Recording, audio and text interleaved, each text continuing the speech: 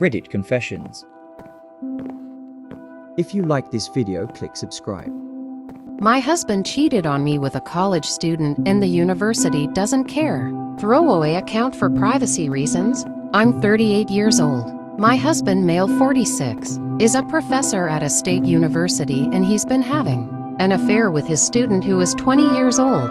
Once I was aware of the affair, I sent an email to the college and I also went in person and made an appointment with the dean and they apologized for my husband cheating on me. However, they can't tell anyone what to do. They kind of looked at me like I was stupid or like, is she serious right now? Kind of look. He said he can't do anything about who this college girl decides to do in her free time. This girl is not his student and it's completely separate departments. So it doesn't matter, and my husband didn't break policy. I'm so mad. How is this allowed? This shouldn't be allowed even if she's not my husband's student. I hate fat people so much it's unreal. I used to be fat until one day I just couldn't take it anymore, so I went to the gym and started eating better. It was that easy. But now fat people are everywhere. Why is everyone fat now, and why is it being celebrated? Why am I seeing an obese black woman clap her disgusting ass cheeks nearly every day now?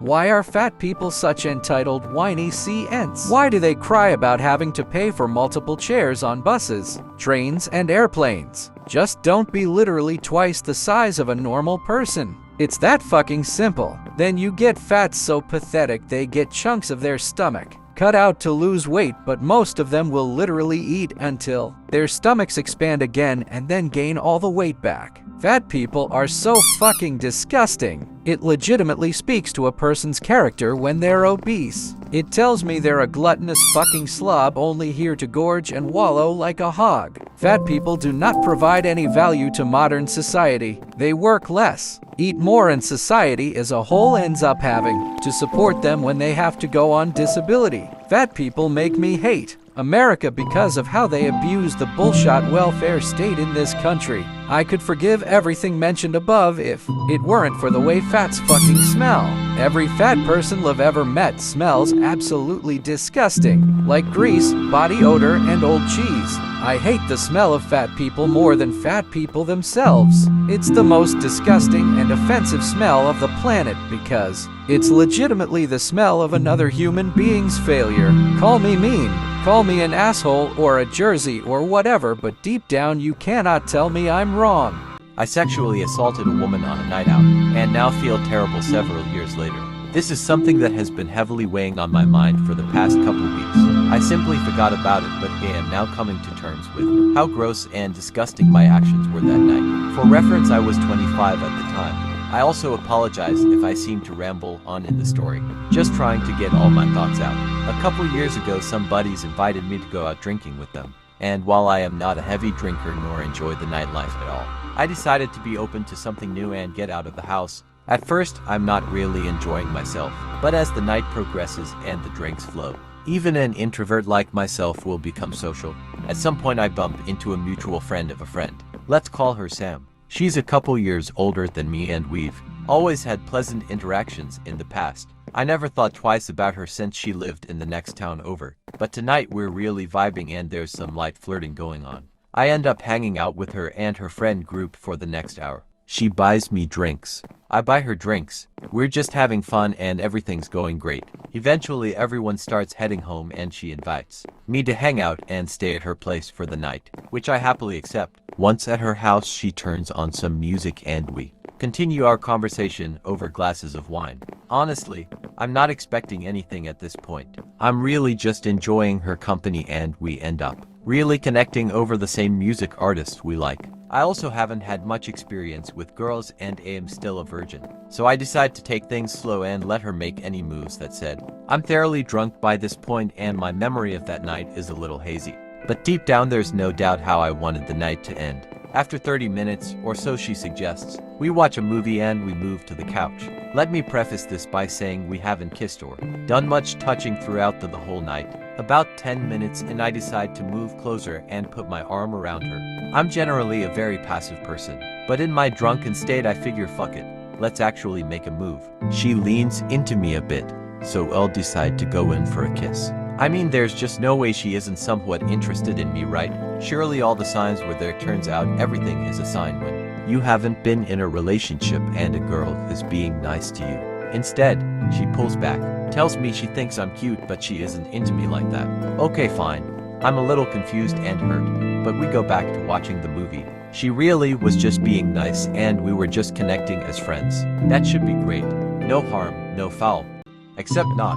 My mind is spinning from the alcohol, and I can't tell up from down. I still have my arm around her, and for some fucking reason, move my hand lower to her thigh, then slowly to her inner thigh, and then continue up. I don't know what I was thinking. She rejected my advances once, so obviously this is not okay. She's frozen this whole time, and then shouts nitrogen monoxide before my hand goes all the way.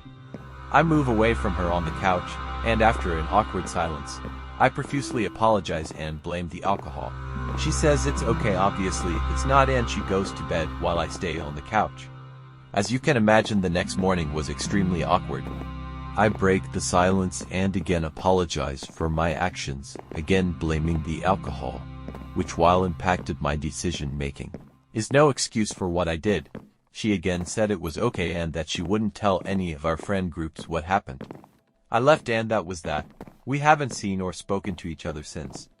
I quickly forgot about that night and moved on with my life, thinking I'm an honorable and good human being and trying to live my life accordingly. But I'm not. Deep down everyone has evil lurking, and I witnessed mine. I read stories about rape and sexual assault on Reddit all the time, and it's so easy to judge those people from behind a computer screen and think I would never do that. Or I would do X and Y differently. These past few weeks have been doing some soul searching and needed to get this all out. I don't drink anymore. If that means anything. I feel like shit, even if it happened years ago. As far as I know, Sam hasn't told anyone about that night. I'm debating if I should reach out to her and really explain how fucked up it was and really apologize that yes, I sexually assaulted her. But maybe this would hurt her more. I don't know. I guess that's it for now. Edit. There seems to be differing definitions of sexual assault, and I don't need people commenting that I did nothing wrong, or that she said it's okay after, or that her not saying anything leading up to the act is consent. Please see the following definition and do with it what you will. RNN.org. Note the term explicit consent EDIT2. One appreciate the many comments from everyone, including DMs from people who've both been a victim and perpetrator of SA. I wasn't looking for any justifications for what I did. I was a horrible person and know it, and likely still carry a bit of that inside me, which I will have to deal with for the rest of my life. I mostly was just venting and needed a place to get this story out, but lots of people ended up giving great advice along the way.